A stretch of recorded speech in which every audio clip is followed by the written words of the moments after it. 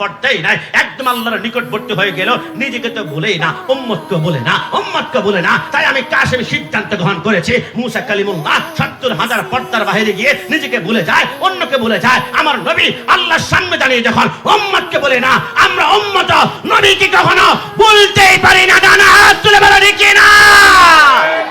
সেই নবীকে যদি আমরা পেতাম, জন্ম আমার নবীর যুগে হলে কেমন হতো, দু নয়নের রাসূল পাক দেখলে কেমন হতো। নবীকে পাইনি, তবে নবীর 41তম আওলাদ পেয়েছি, সৈয়দ মোহাম্মদ তাহের সাহেবের শাহ। চেহারা তাকালে আমাদের নূর বেড়ে, চেহারা তাকালে চোখের পানি পড়ে, চেহারা তাকালে আমাদের জজবা বাড়ে।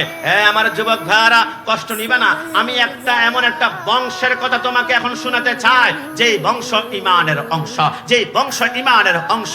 কাফেররা বলেছিল ইন্না শানিয়াকা হুয়াল আবতার, মুহাম্মদ নির্বংশ হয়ে গিয়েছে। ওই তারা মনে করেছিল রাসূল সরকারে মদিনার ছেলে সবগুলা মৃত্যুবরণ করেছে, আত্মগোনা বংশ হবে না। মুহাম্মদ সরকারে মদিনার নাতি ইমাম হোসেন কারবালার জমিনে 72 জন শক্তিশালী ইয়ং যুবককে কোরবানি করে দিয়েছে। কারবালার জমিনে একজন মাত্র বেঁচে ছিল, বিমার, অসুস্থ, দুর্বল ইমাম জয়নুল আবেদিন।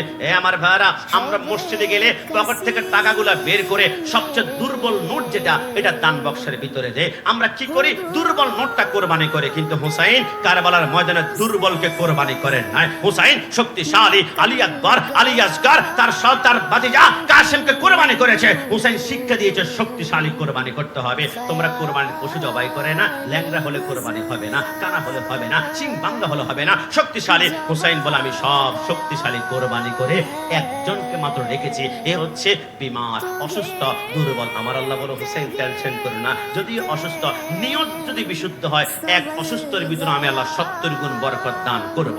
যদি একটু নিয়ত আরেকটু শুদ্ধ হয়, তাহলে 70 নয়, আমি 700 গুণ বরকত দান করব। নিয়ত যদি আরেকটু বিশুদ্ধ হয়, দুর্বলের ভিতরে আমি আল্লাহ 7000 বরকত দান করব। যদি নিয়ত আরেকটু সহি শুদ্ধ বিশুদ্ধ হয়, তাহলে 7 কোটি বরকত দান করব। এক জয়নুল আবেদিন অসুস্থ, বাতিলরা বলেছিল রাসূলুল্লাহর বংশ শেষ হয়ে গিয়েছে, জয়নুল আবেদিন থেকে বংশ কেমনে আসবে? কিন্তু ইমাম হোসেনের নিয়ত এতটা শুদ্ধ ছিল, এক জয়নুল আবেদিনের ভিতর থেকে এমন এমন আওলাদ রাসূল বের হয়েছে। পৃথিবীর 277টা কান্ট্রির প্রত্যেকটা দেশে কোনায় কোনায়, রমজে রমজে, প্রান্তে প্রান্তে আওলাদ রাসূল পাওয়া যায়। আরে পাকিস্তানের শ্রীকোটের সেতালু পার উপরে আওলাদ রাসূল সৈয়দ মোহাম্মদ তৈয়ব, সৈয়দ মোহাম্মদ তাহের, সৈয়দ মোহাম্মদ সাহেবের 26শে আগস্ট চট্টগ্রাম জমিনে দেখতে পারবা। 1 কোটি আশিক রাসূল চট্টগ্রামের রাজপথ ইয়া রাসূল স্লোগানকে ডাল বেয়ে দিবে। ডানা হাত তুলে বলো ঠিক না?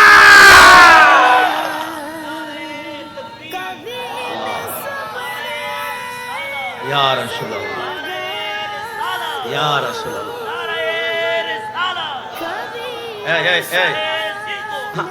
আমরা জুলুসে যেতে চাই কি চাই না? 2 হাত তুলে বলেন চাই কি না? মা গো, ও গো মা, সুখবর শুনিয়ালো, সুগন্ধি লাগাইয়া দাও, যাব প্রিয় নবীর জুলুসে।